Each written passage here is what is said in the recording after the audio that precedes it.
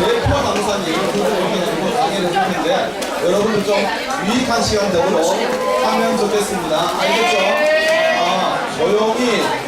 조용히 경청하는 것도 중요하지만 반응을 잘해주세요. 알겠죠? 시작하겠습니다. 시작해도 될까? 전체 차렷. 혹시 진행에 방해되는 사람 있으면 저기 뒤로 빼겠습니다. 저희 남은 사람은 남아서 여기 미래 창조가 깨끗이 청소하고 가도록 하겠습니다.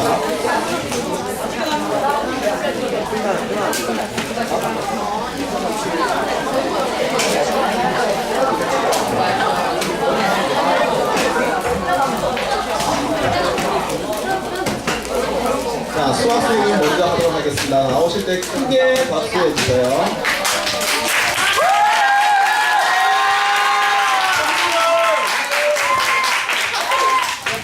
각 중학교 많이 다녀봤는데 하필 알려주는 중학교는 처음이네요.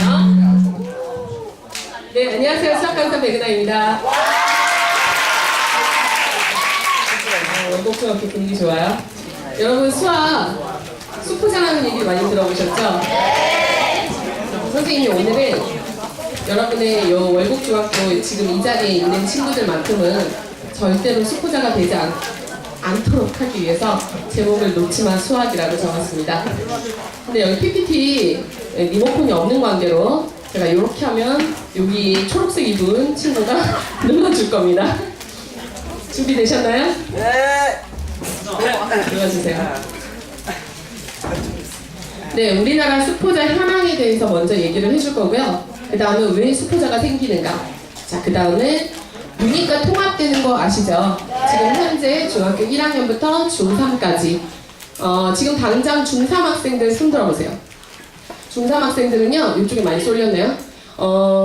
혹시라도 이제 고등학교 수학을 공부하면서 뭔가 선행을 좀 공부하는 친구들이 있을 거예요. 근데 이제 이 친구들 다 개정되면서 내용이 좀 바뀌는 부분들이 있어요. 특히 수학만큼은 이제 그 내용에 대해서 좀 숙지하면서 공부를 한다면 더 도움이 될 거예요. 자, 그 다음에 그렇다면 수학을 잘하는 꿀팁 그리고 마무리 이렇게 오늘 이 내용에 대해서 전달해 드리겠습니다. 첫 번째요. 우리나라 여러분들 OECD 국가 중에서요. 넘겨주세요. 네. 현재 우리나라 OECD 34개국 중에서 우리나라 수학 성취도가 몇인지 아세요? 1위죠. 그런데 이제 이거는 2012년에 발표했던 자료고요. 작년에 발표했던 자료에서는요, 순위가 하락되었습니다. 네, 실제로 우리나라가 과학과 수학을 상당히 잘하는 나라에 손꼽혀요. 세계적으로 봤을 때. 우리나라 수학을 잘하면 선생님이 뉴질랜드에서도 학생들을 가르쳐 온 적이 있었어요. 그런데 이제 거기서도 2년 정도 수학을 가르쳤는데, 거기서는 2의 10제곱이, 친구, 2의 10제곱이 몇이죠? 2의 10제곱은? 1024 이러면 깜짝 놀래요. 선생님 그걸 어떻게 외워요? 루트 2는 약 1.414 이러면 깜짝 놀래요. 우리나라에서는 중3 애들 루트 2가 1.414 웬만하면 다 아는데? 이러면 외국에서는 초등학교를 딱 들어가면 계산기부터 꺼내요. 계산기 누르는 것부터 가르치고 이제 실제로 거의 계산기로 수학이 수업 시간에 이루어져요. 하지만 우리나라는 현재 계산기 수업 시간에 꺼냅니까? 아니요. 큰일 나잖아요. 우리 다 머리로 계산해요. 3, 9?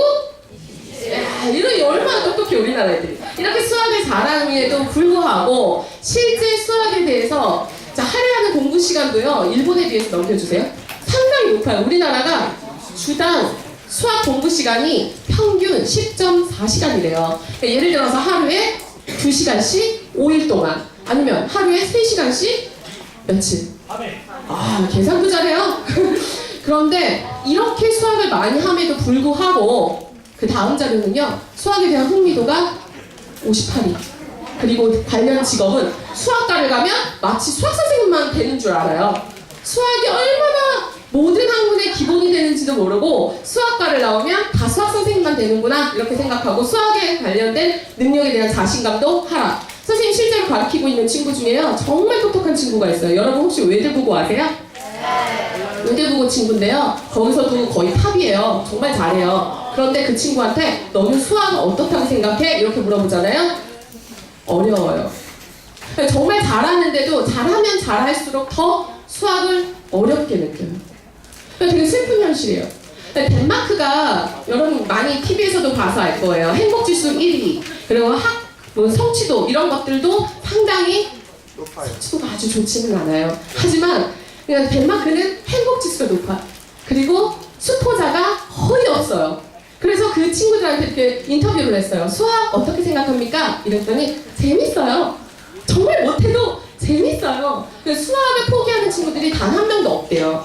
근데 우리나라는 수학을 정말 잘해요. 여러분들도 지금 본인이 스스로 나는 수학을 잘해요 라고 자신있게 손드는 사람들 얼마 없을 거예요. 나는 수학이 되게 부족해요 라고 느끼는 친구들이 훨씬 더 많아요. 왜? 우리나라의 현실이 그렇다는 거예요. 정말 수학을 잘함에도 불구하고. 자, 그렇다면 우리나라의 수포자 현황을 한번 잠깐 보여드릴게요. 실제 초등학생이 되면요 한 13%, 그러다가 초등학교 4학년 때부터 수포자가 발생하기 시작해요. 더 많이 36.5%. 4학년 때부터 연산이 좀 많고 소수의 계산들이 막 생겨나거든요. 박수친 친구들 이때 수학을 포기했나봐요. 그래서 지금 중3이 되면 46.2%, 즉 거의 절반이 수포자라고 해요. 너무 슬프죠. 그리고 고등학생이 되면 고3은 57.9%가 수포자라고 합니다. 왜 우리나라 애들은 수학을 이렇게 잘하는데 왜 수포자가 이렇게 많을까? 잘못된 방법으로 수학을 공부하는 학생들이 많고요. 10시간을 주당 공부를 하지만 효과적인 부분에 있어서 10시간의 효과를 못 내는 친구들이 많다는 거죠. 자, 그렇다면 어떤 방법으로 잘못된 방법으로 공부하고 있었는지 한번 볼게요. 왜 수포자가 발생하는가? 자, 첫 번째 학생 중에서요, 이런 학생들 많이 있습니다. 혹시 자기가 그러는지 한번 확인해 보세요. 해설은 내잡고 늘 문제를 풀 때 옆에 해설지를 놓고 푸는 친구들이 있어요. 웃어요. 제가 그럽니다. 문제 불안해. 문제를 풀다가 바로 해설을 확인해야 되고 내가 푼 답이 맞는지 바로바로 확인해야 되는, 그렇게 푸는 습관이 든 친구들은요 막상 시험을 볼 때 해설지 옆에 있나요? 없습니다. 시험을 볼 때와 동일한 환경에서 연습을 하는 것이 중요해요. 그렇기 때문에 실전 감각이 떨어지는 거예요. 시험을 볼 때 해설지가 없으면 불안한 거죠. 평소 공부할 때 늘 옆에 해설지가 있었기 때문에. 그래서 항상 해설지는 멀리 두셔야 돼요. 차라리 엄마한테 맡겨서 채점해 주세요. 그게 더 나습니다. 알겠죠? 해설은 항상 짝꿍이에요. 늘 멀리 두세요. 알겠죠?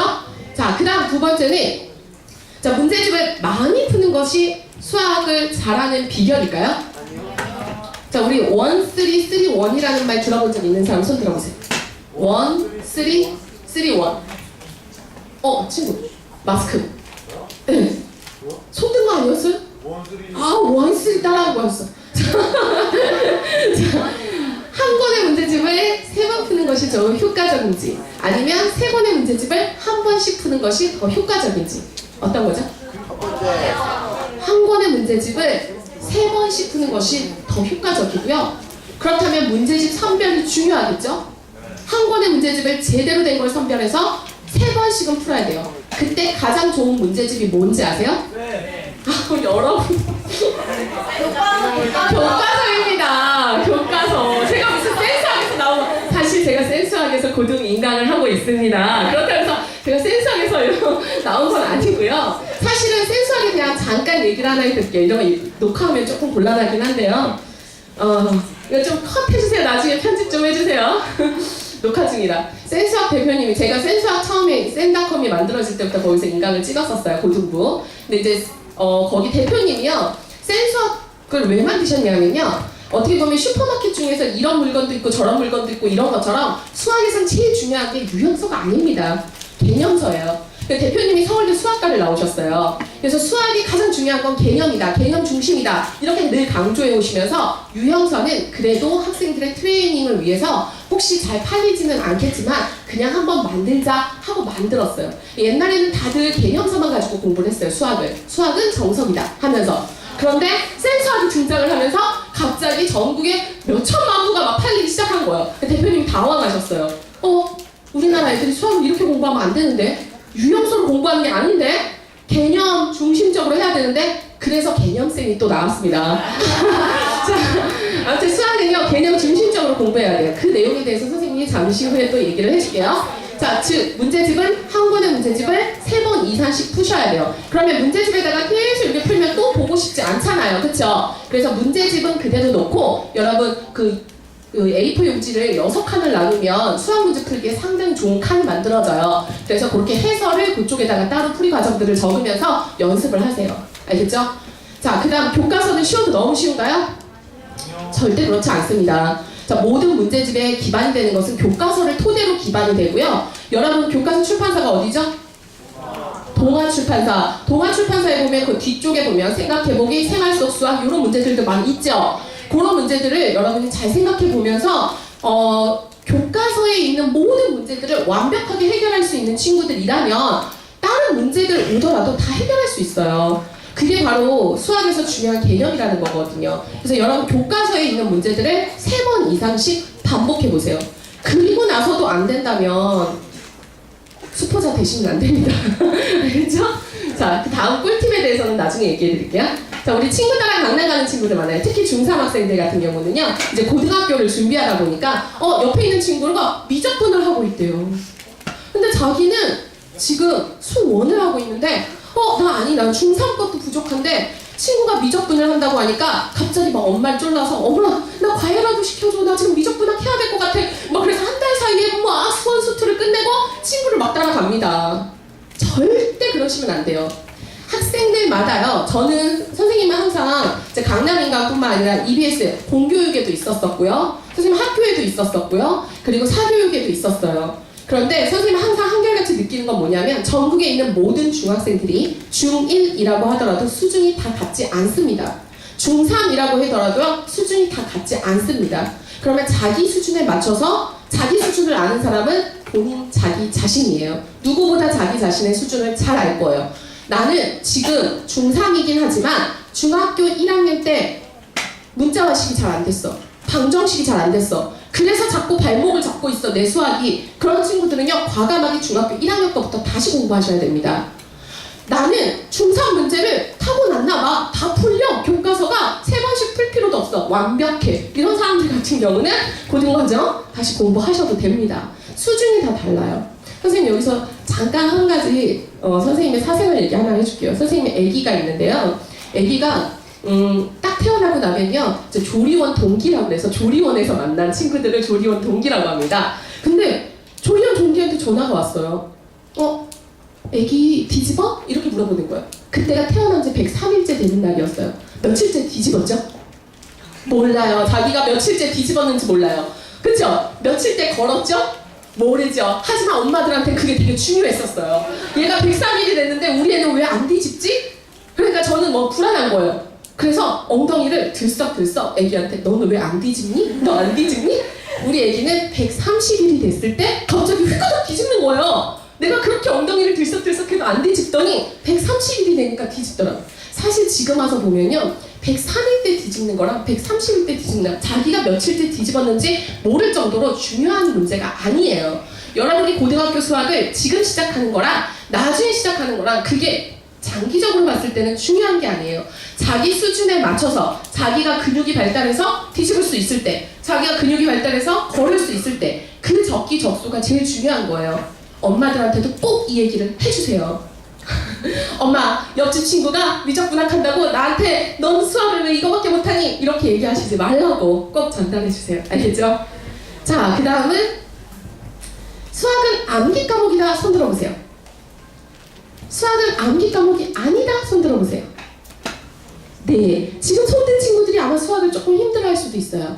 왜냐하면 수학은 암기 과목입니다. 여러분 아까 했었죠? 3, 9 어떻게 알았죠? 암기한 거예요. 자, 우리 중3 학생들 근해 공식 한번 읊어봅시다. X는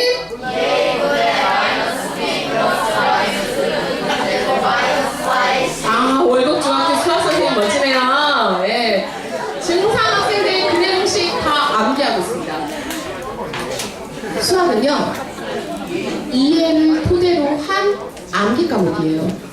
모든 학문이요 사실 약속에서 시작돼요. 우리가 이걸 피아노라고 약속해야지, 이걸 마이크라고 약속해야지, 이 기호를 플러스라고 약속해야지, 이 기호를 마이너스라고 약속해야지. 약속에서 시작된 겁니다. 그렇기 때문에 이 약속을 잘 기억하고 그 원리가 왜 나왔으며 왜 이 시그마라는 기호를 썸이라는 단어에서 나왔는지, 왜 합의 기호인지 이런 것들까지 여러분이 이해를 토대로 암기하면 더 도움이 많이 돼요. 영혼 없이 암기하지 말고, 그럼 바로 잊어버리니까. 수학은 암기 과목이에요. 뭘 바탕으로 한? 이해를 바탕으로 한 암기 과목이에요. 그래서 오늘부터 수학을 조금 못했던 친구들은 아, 내가 그동안 영어 단어 외우듯이 수학을 외우지 않았었구나 라고 생각하고 열심히 외우시기 바랍니다. 알겠죠? 자, 그렇다면 수학을 잘하는 문이과 통합에 대한 이야기 잠깐 해드릴게요. 자, 여러분이 이제 개정이 되면서 이제 문이과가 없어진다라고 하죠. 하지만 자, 고등학교 가서 사실은 맨 처음부터 교과부에서 문과와 이과를 나눈 적은 단 한 번도 없었어요. 하지만 고등학교에서 문과와 이과를 나눴었습니다. 실제로 이번에도 문이과가 통합된다라고는 하지만 그게 고등학교에서도 실제로 문과와 이과를 나누지 않지는 않을 거예요. 왜냐? 대학교에서 선호하는 인문계열, 자연계열 이렇게 계열로 나눠집니다. 자, 예를 들어서 법학과, 가장 큰 대표적으로 법학과를 가고 싶은 친구와 의예과를 가고 싶은 친구가 배워야 할 과목들과 알아야 할 내용들이 완전히 다릅니다. 문과 계열과 이과 계열이. 하지만 여러분, 왜 문이과가 통합이 됐냐면요, 옛날부터 선호하는 인재상들이 달라졌어요. 자, 예전에 우리 부모님 할머니 세대 때, 우리 할머니 할아버지 세대 때는요, I자형 인재를 선호했대요. 자기 전공 분야에 대해서 잘 알고 깊이 있는 사람을 선호했대요. 그래서 그 당시에 막 물리학과가 인기가 많았었고요. 왜냐? 남들이 공부하기 힘든 물리학과를 잘하는 그런 사람들은 극히 드물기 때문에 물리학과를 선호하고 막 이랬었습니다. 자, 그 다음 우리 부모님 세대 때는요, T자형 인재상을 선호한대요. 자기 전공 분야를 잘하면서 두루두루 잘할 수 있는 사람이래요. 그래서 T자형 인재가 선호를 받다가, 자, 그 다음 인재상은 어떤 자형 인재 아세요? 여러분 선배들이에요. 지금 현재 대학생, 사회 초년생들. 바로 A자형 인재상이에요. 전공을 넘나들 수 있는 사람. 전공을 넘나들 수 있는, 즉 내가 이공계통이긴 하지만 영어를 잘하는 의사! 얼마나 유리하겠습니까? 그렇죠? 사실 모든 의학 용어들이 다 영어고요. 실제로 문과 학생들도요, 대학교를 가면 3학년 때부터는 원서로 공부를 합니다. 그래서 선생님도 수학과라고 해서 수학만 할 것 같아요? 전혀 아닙니다. 수학을 모든 영어로 된 원서로 공부를 합니다. 그렇기 때문에 영어를 잘하는 수학, 영어를 잘하는 이공계통, 이런 사람들, 그러니까 어문과, 그리고 또 자, 생각해보세요. 우리 요즘에 문과 선호한다고 해서 뭐 변호사들이 컴퓨터 다룰 줄 모릅니까? 컴퓨터 못 다루면은 사회생활하기 힘들고요. 그리고 어떤 CEO, 과학 같은 거에 관련된 CEO가 뭐 경영학 이런 것들에 대해서 또 다시 공부를 하잖아요. 그렇죠? 결국은 문이과를 통합한다는 얘기 자체가 전공을 넘나들 수 있는 여러 가지의 것들을 다 갖춘 인재를 선호한다는 거예요. 자, 그럼 여러분 세대 때는 어떨까요? 어떤 인재상을 선호할까요? 바로 S자형 인재, 소통입니다. 소통. 실제로 서울대학교 졸업한, 물론 서울대생들이 다 그렇다는 건 아닌데요. 서울대를 졸업한 사람들이 요즘에 대기업에 많이 이제 신입사원으로 들어와요. 그래서 실제 이렇게 신입사원으로 들어오면 선생님이 실제 겪은 일이에요. 선생님 신랑이 이제 지금 대기업에 다니고 있어요. 신입사원이 서울대 졸업한 사람이 들어왔어요. 저희 집에 와서 밥도 같이 먹었어요. 그런데 대화도 잘 통하는 것 같은데 뭔가 코드가 달라요. 혼자서 일을 해결하던 사람이에요. 그렇기 때문에 그 팀 안에서 소통을 할 줄 모르고 좀 힘들어하다 보니까 결국은 2년 만에 그냥 회사를 그만두고 다른 회사로 갔어요. 결국은 소통이 되게 중요합니다. 자기 혼자서 일 처리를 잘하는 것은 옛날이에요. 그냥 나만 잘하면 되지, 이게 아니에요. 여러분 때는 서로 소통하는 것이 중요하고요. 그러다 보니까 자기소개서에서도 중요한 게 여러분 뭐예요? 팀 수업, 프로젝트 이런 것들 되게 중요하게 다루죠. 그러니까 여러분 친구들과 같이 소통하고, 지금 선생님이 여러분의 눈동자를 보면서 같이 이렇게 이야기하는 거, 이런 것도 바로 소통입니다. 보면 지금 바로 선생님과 소통하는 친구들이 있고요. 그렇지 못한 친구들이 있어요. 꿈나라와 소통하는 친구도 있습니다. 자, 이런 것들이 소통이니까요. 여러분 이제 앞으로 선호하는 인재상에 맞춰서 공부를 하시면 좋겠어요. 자, 그래서 통합수학은요, 이제 고1 때 배울 내용인데, 여기서 두드러진 내용은 경우의 수가 들어갑니다. 그러니까 옛날 개정되기 전에 경우의 수를 고1 때 배우다가요, 확률과 통계라고 해서 고2, 3 때 배우는 과목으로 잠깐 몇 년 동안 바뀌었었어요. 그러다가 다시 이제 고1 때 배우게 돼요. 문자식, 도형의 방정식은 1학기 때, 그리고 집합과 명제, 함수, 경우의 수는 고1, 2학기 때. 그리고 아직 수능이 발표가 되지는 않았지만 지금 이야기로 들리는 거는 통합수학까지만 수능에서 치르겠다는 이야기가 들리고 있어요. 근데 아직 결정된 사항은 아닙니다. 자, 그 다음은요. 그리고 이제 일반 선택을 하게 돼요. 자, 쭉 내려주세요. 수원, 수투. 이름이 바뀝니다. 지금 여러분이 알고 있는 수원이 아니에요. 그냥 통합수학을 수원, 수투라고 생각하시면 되고요. 자, 그리고 수원, 수투, 미적분. 그 다음 쭉 내려주세요. 확률과 통계. 자, 그 다음까지 내려주세요. 네. 네. 그래서 수원, 수투, 미적분, 확률과 통계라고 있는데요. 여기서 이제 여러분이 선택을 하시게 돼요. 자, 내가 인문계열로 가고 싶다. 인문계열로 가고 싶은 친구들은 수원과 확률과 통계를 선택하게 됩니다. 자, 그리고 자연계열로 가고 싶다 라는 친구들은 다 선택하시게 됩니다. 그리고 진로 선택 안에 기하가 있고 또 여러 가지, 또 전문교과 안에 또 심화수학 이런 것들이 들어있어요. 그래서 선택을 하게 되는 거죠. 근데 선택이라고는 하지만 마치 필수인 선택처럼 인문계열과 자연계열에 맞춰서. 자, 그럼 두드러진 특징에 대해서 보여줄게요.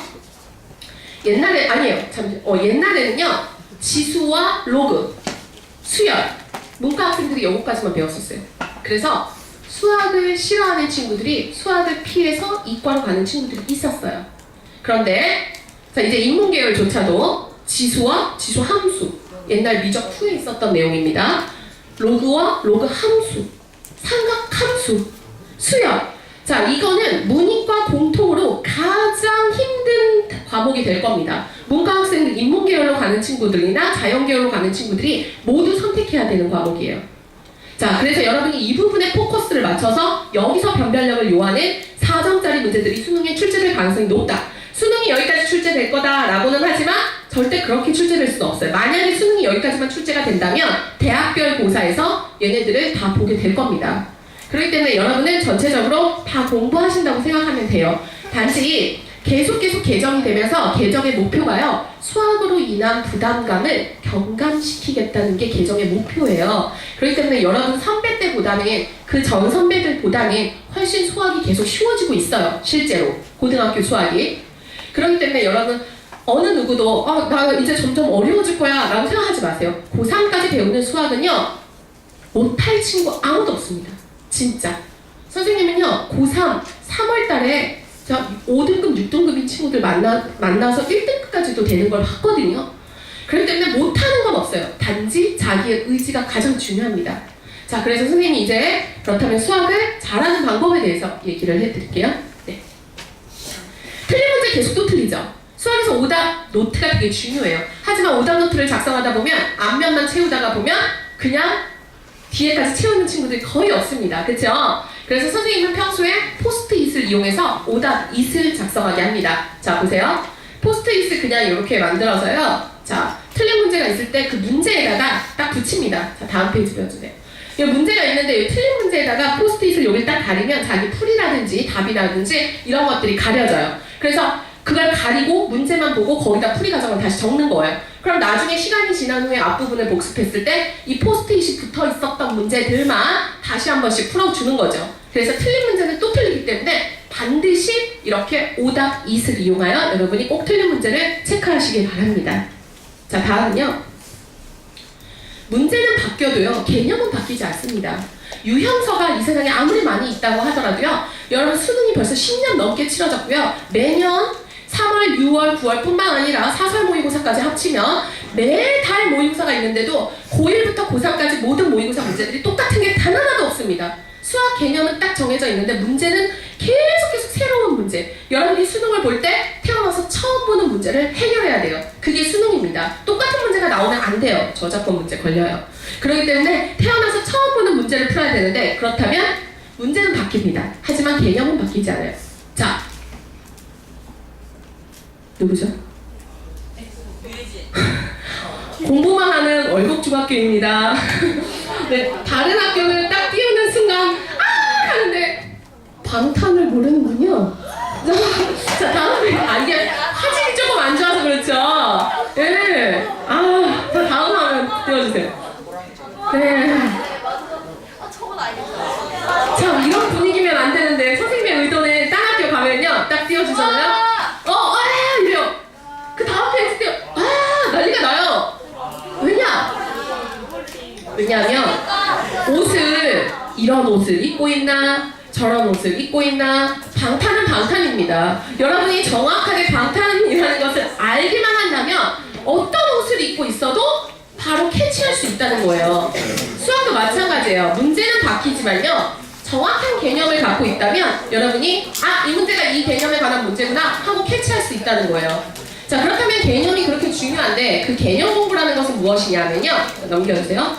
자, 예를 들어서 자, 여러분 방정식 x-3은 5, x는 몇이죠?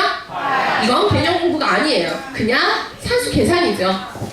자, 그렇다면 요거를 태운 의미를 함수로 풀고 설명하시오. 자, 이게 고등학교 1학년 수학의 주제라고 보실 수 있습니다. 중학교 3학년 1학기 때부터 연습을 해요. 2차 함수를 배우고 나면 2차 방정식과 연계를 시키고요. 자, 고등학교 올라가면요. 역시 2차 방정식뿐만 아니라 자, 원이 나오면 걔가 직선하고 만나는 교점, 그리고 여러분이 중학교 때 배우는 중학교 1학년부터 3학년 때까지 배우는 삼각형, 사각형 이런 성질들 다 배우죠. 외심, 내심, 무게중심 많이 배웠었죠. 자, 평행사변형의 성질 그런 것들이 다 고등학교 올라가면 좌표, 평면, 우위로 올라가서 각각의 꼭지점들이 다 의미를 갖기 시작해요. 함수로 모든 것을 해석해야 돼요. 수학의 꽃은 함수입니다. 그래서 얘를 함수로 어떻게 푸느냐, 자, 잘 알아두세요. 바로 y는 x-3이라는 직선과 y는 5라는 직선이 만나서 생기는 교점의 x의 값, 그게 바로 이 방정식의 해예요. 즉 x-3은 5라는 것을 그냥 방정식으로만 볼 것이 아니라 y는 x-3, y는 5 이렇게 하나의 함수와 함수의 교점으로 해석하는 관점, 이걸 가지고 이제 부등식도 함수로 풀어서 해석해야 되는 게 고1 수학입니다. 여러분이 지금 이 내용을 잘 듣고 난 친구들은 나중에 이런 연계성을 토대로 공부할 수가 있습니다. 자, 수학의 개념 공부라는 것은 이런 것이에요. 그냥 앞에 있는 요약 정리를 딸딸딸 읽으면서 오늘 강연에 오셨던 백은하 선생님이 수학은 암기 과목이라고 그랬으니까 외워야지 이게 아닙니다. 여러분이 교과서에 있는 모든 내용들, 교과서에 있는 글씨들을 마치 사회책을 읽듯이, 국어책을 읽듯이 다 읽으면서 그 안에서의 스토리들을 다 전개해 보세요. 그렇게 공부하셔야 됩니다. 알겠죠? 자, 다음은요. 이 수화식, 수화식 모든 이러한 아까 얘기했던 다 띄워주세요. 이제 함수, 기하, 확률과 통계의 연계성을 눌러주세요. 토대로 공부를 하셔야 돼요. 지금은 여러분이 1학기 때는 대수고 2학기 때는 기하고 제일 잘못 공부하고 있는 친구들 중에 1학년 1학기, 2학년 1학기, 3학년 1학기가 연결된다고 해서 그것만 쫙 공부해요. 자, 그 다음에 1학년 2학기는 이제 도형이 나오니까 그 도형만 쫙 연결해서 공부합니다. 물론 그런 연계성을 토대로 공부하는 것도 좋지만 여러분이 중학교 3학년 때 배우는 것은 요리를 하기에 앞서서 재료 손질이에요. 재료가 어느 거 하나라도 잘못 손질이 돼버리면 맛있는 음식이 될 수가 없어요. 그렇기 때문에 기하, 확률과 통계, 함수 어느 거 하나 더 중요한 게 없어요. 다 모든 것을 다 토대로 하면서 연계성을 기반으로 해야 고등학교 수학에서 꽃을 피울 수가 있습니다. 알겠죠? 자, 다음은요. 우리가 수학은 암기라고 그랬는데요. 물론 우리가 이런 뭔가 이해를 토대로 한 암기도 중요하지만 여러분이 또 잊어버리면 안 되잖아요. 선생님 학교 다닐 때 영어 단어 외우는 게 너무 싫은 거예요. 외국어다 보니까 영어 선생님 계시는데 영어 단어 외우기가 너무 힘들어요. 이따가 어떻게 외우면 쉬운지 좀 알려달라고 해주세요. 저는 그래서 어떻게 외웠냐면 음료수 먹으면 베버리지, 베버리지 막 이렇게 외웠어요.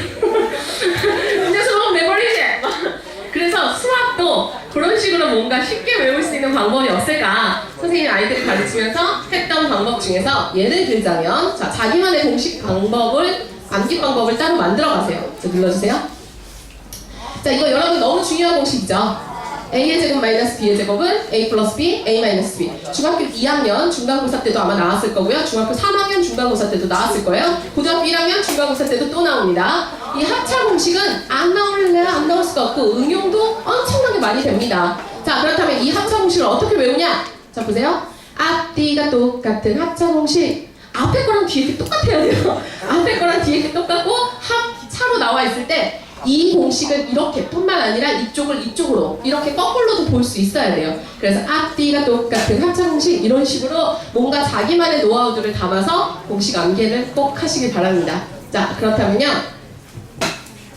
네, 눌러주세요. 수학은 그리고 5감과 6감으로 공부하라는 얘기가 있어요. 자, 뭐냐면요. 자, 눌러주세요. 자, 보고 듣습니다. 수업을 보고 듣고 그건 이해 능력이죠. 자기가 생각을 합니다. 자, 그리고 이게 왜 이렇게 돼 있는지 곰곰이 생각해보죠. 손으로 푸셔야 돼요. 손으로. 자, 대부분의 학생들이 여기까지만 수업을 하고요. 됐어. 수업 끝났어. 책 덮어요. 하지만 그거는 본인의 이해 능력이지 문제풀이 능력이 아니에요. 선생님이 풀이하는 거 보면 잘 알겠는데요. 제가 풀려고 그러면 잘 안 풀려요. 당연하죠. 선생님이 푸시는 거는 선생님의 문제풀이 해결 능력을 자기가 이해한 것 뿐이거든요. 자기가 스스로 계속 손으로 풀어봐야 돼요. 그리고 가장 좋은 방법은요. 다른 사람한테 설명할 수 있어야 돼요. 자기가 이 한 문제에 대해서 정확하게 알았다면 다른 사람한테 설명할 수 있어야 돼요. 앞에 동생 앉혀놓고 인형 앉혀놓고 설명하세요. 그럼 엄마가 얘가 요즘에 이상하게 인형 앉혀놓고 설명을 하고 있어 하실 겁니다. 자, 설명하세요. 그래서 혹시 각 반에서 수학 잘하는 친구들 보면요. 꼭 설명 잘해주는 친구들 한 명씩 있죠. 여기 있네요. 그 친구들이 바로 수학을 잘하는 비법으로 공부하고 있는 거예요, 사실은. 설명 당하고 있는 친구는요, 그냥 하나의 도구예요. 이 사람이 공부하는 방법 중에 하나죠. 그러니까 오히려 맛있는 거를 사줘야 됩니다. 알겠죠? 자, 그래서 다른 사람한테 설명할 수 있을 때까지 하세요. 알겠죠? 자, 그럼 정리해 드릴게요. 틀린 문제는 또 틀려요. 그래서 어떻게 하죠? 오답이. 자, 그 다음. 문제는 바뀌어도 개념은 바뀌지 않아요. 누가 봐도 방탄이라는 거 볼 수 있게. 자, 그 다음. 그래서 우리는 연계성을 토대로 개념 공부를 하고요. 공식 암기 방법 따로 있고요. 자기만의 공식 암기 방법, 그리고 5감과 6감으로 다른 사람에게 설명할 수 있을 때까지 공부하셔야 됩니다. 알겠죠? 자, 세상에서 가장 어리석은 말은 뭐죠? 라고 했답니다. 자, 오늘부터 당장 시작하시는 여러분은 이미 저는 성공하실 거라고 생각합니다. 자, 오늘 귀한 시간 내주셔서 감사합니다.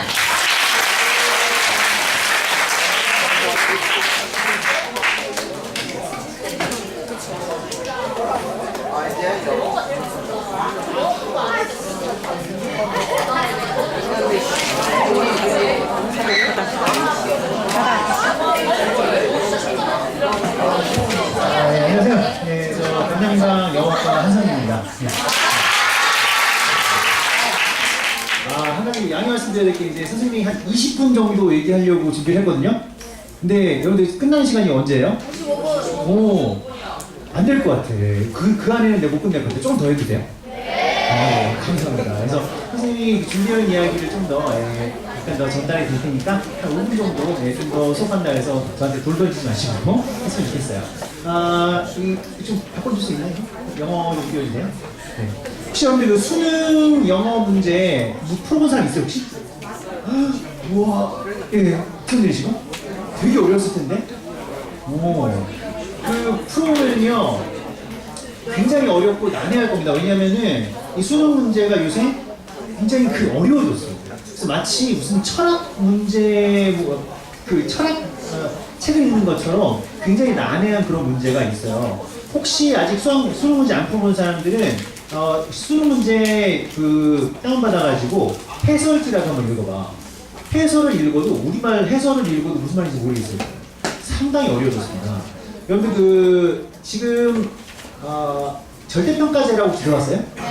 네. 영어가 이제는 90점만 넘으면은 무조건 1등급. 그전에는 4%까지만 1등급이었는데 90점만 넘으면 1등급이라고 해요. 근데 그럼 1등급 따기가 더 쉬워진 걸까요? 어려워진 걸까요? 아니요, 더 쉬워진 거죠. 더 쉬워진 거 맞아요. 내가 하여튼 그 주어진 문제 중에 90%만 맞추면 1등이 나오는 거니까. 그런데 실제로 지금 모의고사 지금 고3들 풀고 있는 거 보면은 어려워요. 문제가 쉬워졌을 것 같아, 어려워졌을 것 같아? 되게 어려워져가지고 사실 절대평가제로 해도 1등급 맞기가 힘들어지는 게 지금 영어입니다. 그래서 아까 수학 선생님이 수포자 말씀하셨는데 영포자도 많아요. 네, 진짜 우리말로 읽어도 무슨 말인지 모르는 지문을 영어로 읽고 있으니 얼마나 어렵겠어요. 그래서 지금 여러분들이 중학교 때 준비할 수 있는 방법을 알려드리도록 할게요. 지금까지 하던 대로 하면은 범죄가 될 수 있는 거고요. 평범한 범죄가 될 수 있는 거고, 선생님이 지금부터 말씀드린 대로 하면은 영재가 될 수 있는 거예요. 네, 선택은 여러분들의 몫인데, 어쨌든 그 말씀을 지금부터 드리려고요. 넘겨주세요. 이거 뭐 넣어야 되겠죠? 네, 넘기시고. 자, 좀만 넘겨주세요. 자, 중학교 과정은요, 언어를 담을 그릇을 만드는 시간이라고 생각해요. 여러분들 수능 끝나면 영어 공부 안 해도 될까요? 아니요. 절대 그렇지 않습니다. 사실 이 수능이라는 걸 끝내면은 보통 여러분 이제 대학교에 들어가게 되는데, 우리 학생들이 자기가 원하는 대학에 들어가지 않고 이름을 잘 내가 들어본 적이 없는 그런 대학교에 들어가는 경우도 많아요. 그럼 뭘 하냐면 편입이라는 거예요. 근데 편입 시험이 무슨 과목 볼까요? 영어만 봐요. 과에 상관없어. 과에 상관없이 무조건 영어만 봐요. 왜냐면 1학년 아까 수학생도 말씀하셨지만 1학년 전공서적이 다 영어야 원래. 그래서 어느 전공이든 무조건 영어로 시험 봐요. 그래서 무지하게 어려운 영어 시험 문제 가지고 편입 시험이라는 걸 봅니다. 그다음, 자 취업을 하려면 무슨 시험 봐야 되냐? 토익이라는 시험을 봐야 돼요. 요새 토익 토익 스피킹 이런 거 시험 봐야 되는데 그게 또 어려워. 상당히 까다롭고요. 자 그럼 토익 시험 끝나면 끝나냐? 나 공무원 될래 이런 친구들이 요새 굉장히 많습니다. 공무원 시험에 영어가 들어갈까 안 들어갈까? 들어가요. 아까 얘기했던 편입 시험보다 조금 쉬운데 지금 수능보다는 훨씬 어렵지. 그런 유형의 이 시험 문제들을 풀게 된다. 그래서 여러분들이 이 그릇을 지금 늘려놓지 않으면은 나중에 앞으로 한 10년 이상 더 고생을 해야 돼요. 그릇을 많이 늘려놔야 돼요. 여러분들이 좋아하는 분야를 통해서 영어를 최대한 많이 접해야 되는데 여기서 중요한 말이 뭘까요? 그렇지. 넘겨봐. 자신이 좋아하는 분야를 통해서 영어를 접해야 된다는 게 중요한 거예요. 넘어갑니다. 아이언맨이죠? 영화 좋아하세요? 네. 영화 좋아하면은 영화 대본을 다운받아. 구글 들어가서 아이언맨 스크립트라고 딱 쳐. 다 나와. 불법 아니에요. 합법이에요, 저건. 스크립트. 대본은 다 공개되어 있습니다. 그래서 내려받아가지고 대본을 읽고 모르는 단어 찾아. 별로 없어요. 아이언맨 대본 되게 쉬워요. 그래서 다 읽고 자막 없이 보는 거야. 그럼 다 들려. 진짜 안 들리는 게 하나도 없어. 다 들려. 다 경험해봤어. 넘겨봐. 이게 누구죠? 방탄은 알아도 얘는 모르지? Our City라는 가수입니다. Our City라고 되게 유명해요. 파이어플라이 아세요? 네, 굉장히 유명한 가수인데 뭐 이런 노래를 내가 좋아한다 그러면은 같이 불러. 그거 다 예문이잖아요. 예문. 그렇잖아? 노래 가사가 다 예문이에요. 굉장히 좋습니다. 넘겨봐. 만화책 좋아하시죠? 만화책 읽으세요. 뭐 가필드를 읽든 심슨 읽든 만화책 읽으세요. 왜냐면 만화책이 다 구어체 영어야. 여러분들이 제일 약한 게 구어체 영어인데 만화책은 정말 구어체 영어의 보고야, 보고. 그래서 얼마든지 봐도 돼. 좋아하는 분야를 통해서 보는 거야. 넘겨봐. 마라톤이죠? 저 사람들 돈 주고 마라톤 해, 돈 받고 마라톤 해? 돈 주고 한다? 참가비 지들이 내고 해요. 왜? 재밌으니까. 40km를 뛰는데 자기는 재밌어서 해. 넘겨봐. 영어도 그래야 돼. 영어도 그래야 돼. 자, 하나 더. 영어가 나한테 지긋지긋한 교과목으로 인식되면은요, 앞으로 10년 못 달립니다. 절대 못 달려요. 가다가 포기하지. 재미있는 놀이로 인식돼야만 할 수 있어요. 자, 넘겨. 계속 넘겨. 자, 그래서 지금부터 말씀드리는 내용을 잘 새겨드리셔야 될 건데 어떻게 그런 놀이처럼 할 수 있냐. 일단 문법 얘기부터 할게요. 자, 넘겨봐요. 자, 여러분들 시험 문제 보면은 이런 문제 나오죠. 다음 문제. 여러분들 원어민들이 이제 글을 쓰고 말을 하면서 내가 지금 쓰고 있는 투부정사는 명사적 용법이야. 내가 지금 말한 what은 관계대명사 what이야. 이렇게 생각하면서 말하는 사람 있어 없어요? 하나도 없어요. 절대 없습니다. 근데 우리는 그것만 싸매고 있는 거야. 얼마나 지겨워. 재미없지, 당연히. 여기 보세요. 이게 왜 그러냐면은 이제 우리가 일본식 영어를 받아들여서 그렇습니다. 우리나라 영어를 어느 나라를 통해서 받아들여서? 일본. 예, 이 우리나라가 40년 동안 일제 밑에 있었잖아요, 그죠? 그러다 보니까 이 영어도 일본 밑에서 받아들였어요. 그래서 일본이 제일 그때 날리던 이론이 오형식 이론이라는 건데 그게 그대로 우리나라에 들어와 있는 거야. 문법책도 그대로 이제 번역만 해가지고 우리나라에 들어오고, 그러니까 문법 용어들이 다 어렵지. 일본식 한자어니까 얼마나 어렵니? 그래서 어렵고요. 넘겨봐봐. 예문도 상당히 이상합니다. 전 세계에서 영어 제일 못한다는 일본 사람들이 예문을 써놨으니 이게 얼마나 이게 어색하니. 그래서 이런 어색한 일들이 많이 발견돼가지고요. 이런 문제가 좀 있어요. 넘겨봐. 자, 그래서 질문을 하겠습니다. 수능에는 어법 문제가 몇 문제 나올까요? 정답 주세요. 한 개. 한 개. 많이 나올 줄 알았지. 한 문제가 나와요. 또 넘겨봐. 자, 우리나라를 대표하는 영어 시험입니다. 탭스라는 시험이 있어요. 총 다 넣으면 몇 점이야, 저기? 1000점인데 990점까지만 만점을 줘요. 근데 어쨌든 이 1000점 중에서 문법이 지금 몇 점? 그럼 많은 거야, 적은 거야? 적은 거야. 적은 거야. 내가 문법 만점 맞아도 990점 중에 나 100점밖에 안 나와. 상당히 적습니다. 또 넘겨보세요. 다음 거. 자, 이번엔 토플 시험을 하고 있습니다. 토플 IBT는 저렇게 구성이 되어 있는데 뭐가 없지? 문법이 없어요. 문법이 왜 없을까? 자, 여러분들 저기 스피킹 말을 하면은요, 저 사람이 어법에 맞게 말하는지 안 하는지 다 판단이 돼요. 마지막에 라이팅 있죠? 여러분들 글 쓴 거 보면 야, 얘가 정말 영어 하는 애다 못하는 애다라는 게 느낌이 들어. 여러분들 외국인들 한국말 하는 거 많이 듣잖아. 그러면 판단이 되죠? 제 영어 한국말 잘한다 못한다. 똑같아. 문법은 간접적으로 다 평가가 되기 때문에 토플에서 아예 빠지는 거예요. 자, 우리가 이걸 통해서 알 수 있는 것은 공인 영어 시험이나 수능에서 문법의 비중이 작다라는 거야. 왜 작을까? 넘겨주세요. 자, 수학과 달리 문법 규칙은요, 규칙이 아니에요. 문법은 습관이야, 습관. 다음 거. 발음 보면요, 계속 넘겨주세요. 이거 발음 어떻게 하죠? 그거 미국식 발음이에요. 영국 사람들은 저거 발음 어떻게 할까요? 따라하세요. 쉐조. 쉐조. BBC 들어보세요. 진짜 쉐조예요. 두 번째. 다음 거 어떻게 읽어? 모바일은 또 영국식이야. 미국식으로 가볼게요. 모바일. 둘 다 맞는 거예요. 세 번째 거. 그것도 미국식이야 또. 막 지금 헷갈리고 있는데. 갑니다. laugh. 영국식 갑니다. laugh. 이런 식이에요. 이건 규칙이 아니야. 습관이야, 습관. 다음 거 볼게요. 자, 철자에서도 마찬가지입니다. 여러분들 traveler 할 때 L이 하나 들어가요, 두 개 들어가요? 둘 다 맞아요. L이 하나 들어가면 미국식이고요. L이 두 개 들어가면 영국식이에요. 센터 할 때 ER이 맞아요? I가 맞아요? 역시 둘 다 맞습니다. 오른쪽은 영국 거고 왼쪽은 미국 거야. 마지막 labor 할 때 OR이야, OUR이야? 역시 둘 다 맞아요. 미국식, 영국식. 이 차이뿐이에요. 넘어갑니다. 다음 거. 단어에서도 마찬가지예요.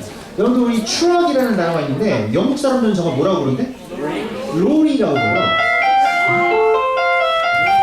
나는 들어본 적이 없었지만 실제 영국 사람들은 추락을 다 롤이라고 부르고 있는 거야. 자, 그 다음 후드라는 단어 아세요 혹시? 저기 뭐야? 자동차 엔진 뚜껑. 자동차 엔진 뚜껑을 우리나라 정비소에서 보통 본네트 그러는데 그거 영국 영어예요. 그다음에 바니. 후드. 자, 후드가 미국식, 바닛은 영국식인 거예요. 그 다음 프렌치 프라이, 나 좋아하는데 영국 사람들 그걸 뭐라고 부른다고? 칩스라고 부르는 거예요. 습관이에요, 습관. 넘어갑니다. 문법에서도 마찬가지예요. 지금 보여드리는 이 예문을 보면요, 여기들 패밀리가 단수인 것 같아, 복수인 것 같아? 다음 예문 보여주세요. 지금 보여드리는 예문이 둘 다 롱맨 사전에 등재되어 있는 예문이에요. 롱맨 사전에 등재되어 있는 예문인데 다시 말해, 둘 다 맞는 거야. 둘 다 맞는 건데, 자, 위에 게 영국식이에요.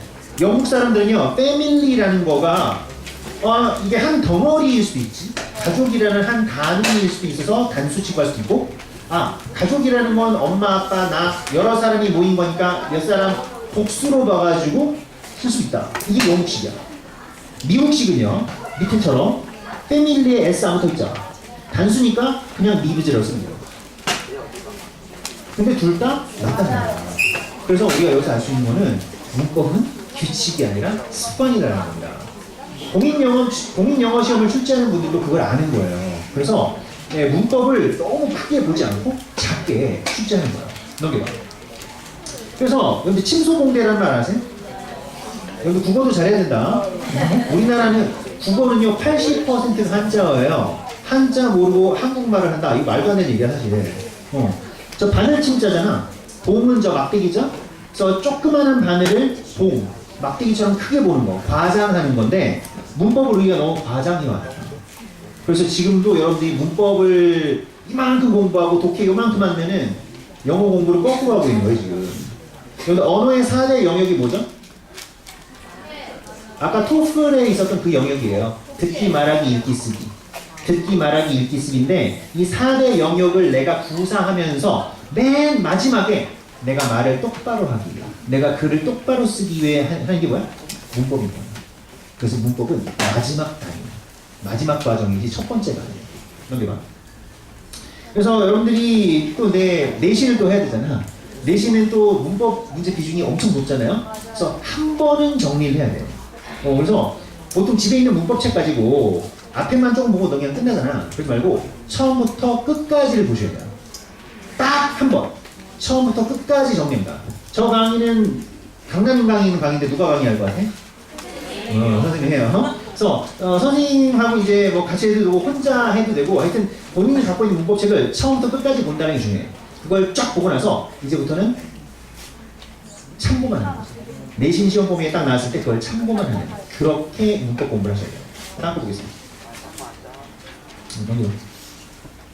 계속. 네, 넘기는 게 없으니까 좀 불편해요 지금. 자, 그 다음 독해 얘기를 좀 하겠습니다. 넘겨주세요. 자, 수능 영어 문제는요, 영어 영역은요 45문항으로 구성이 되는데 듣기가 17개, 독해가 28문제. 뭐가 더 쉬워? 당연히 듣기가 더 쉬워요. 그러면 여러분들의 등급은 어디서 결판나? 독해에서 결판나.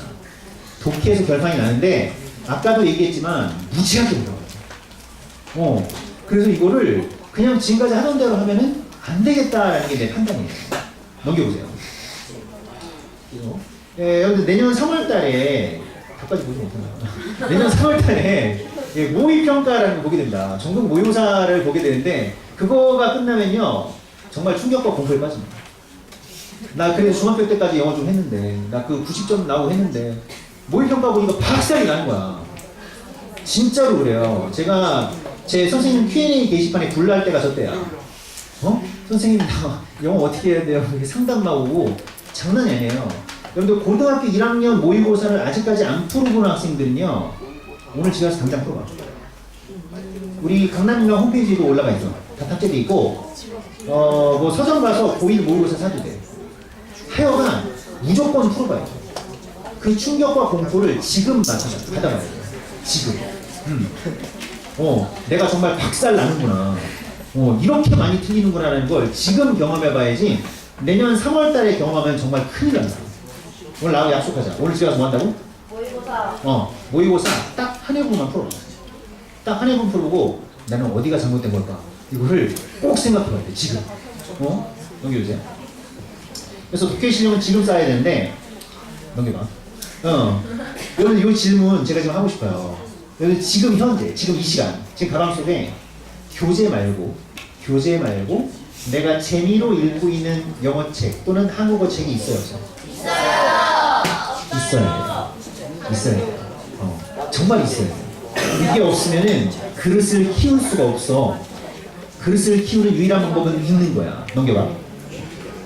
옥스포드에서 나온 책들인데요. 뭐 크리스마스 캐롤이나 뭐 오만과 편견 같은 이런 고전들을 아주 쉬운 영어로 700단어, 1000단어 수준으로 아주 각색해 놓은 거야. 책이 무지하게 얇아. 책이 되게 얇은데 재밌어요. 얇지만 재밌어요. 이런 책들을 보셔야 된다. 서점 가서 서서 가도 돼요. 서서. 되게 얇아. 이런 책 꼭 보시고요. 넘겨봐. 뉴베리라고 아세요? 미국 아동 문학상이에요. 어린이 문학상인데 뉴베리 보면 여기 딱지가 동그라미 하나씩 붙어있지는 서점 가서 저기 딱지 붙어있는 책은 그냥 무조건 사. 저거 진짜 재밌어요. 이게 문학상을 받은 책이라서 재미나 작품성은 정말 대단하고 결정적으로 쉬워. 아동 문학상이라 했잖아? 굉장히 쉬워요. 여기 엄마의 언어나 슐러 같은 책들은요, 웬만한 외고나 국제고들 가면 다 필독서로 들어가 있습니다. 읽으셔야 돼요, 지금. 저런 순수 문학 작품을 읽으면요, 어떤 장점이 있냐? 일단 속도가 빨라져. 속도가 빨라지고, 논리적인 이 작가의 구성, 이걸 알게 돼. 수능 문제 풀면요, 논리적으로 이 구성을 해가지고 막 섞어놓은 그런 게 있어. 뒤에 나와야 될 게 앞에 가 있고 이런 거. 이거 순서 맞추는 게 있는데, 저런 걸 읽으시면 나중에 그걸 쉽게 할 수 있습니다. 그리고 모르는 단어가 꼭 있잖아. 모르는 단어를 유추할 수 있는 능력이 길러져요. 그래서 뉴베리하고 옥스포드를 제발 읽으시기 바랍니다. 제발. 내년 3월 전에 읽어야 돼요. 내년 3월 전에. 앞으로 뉴베리하고 옥스포드 한 20권만 읽어봐. 진짜. 20권이라 해봤자 많이 걸리면 2달 걸릴까. 많이 걸리면. 책이 진짜 얇아요. 솔직히 얘기해서 한두 시간만 읽으면 끝낼 수 있는 책들이라 저거 읽으셔야 돼요. 넘겨봐. 물론 수능 문제 푸는 방법도 배워야 된다. 그건 선생님이 알려드리는 거죠. 학교에서 배울 수 있고 선생님도 알려드리고. 강남인간 강좌인데 역시 내가 강해요. 그래서 저렇게 해서 이제 수능 문제도 물론 배우는데 수능 문제 유형만 가지고는 안 된다는 거. 내가 스스로 재밌게 읽는 책이 반드시 있어야 된다는 게 중요한 거예요. 이해하시겠죠? 자, 넘겨봐. 넘겨봐. 듣기 기정 있습니다. 계속 넘겨주세요. 영포자의 듣기법 보겠습니다. 문제 풀어. 두 번째. 답 맞춰. 세 번째.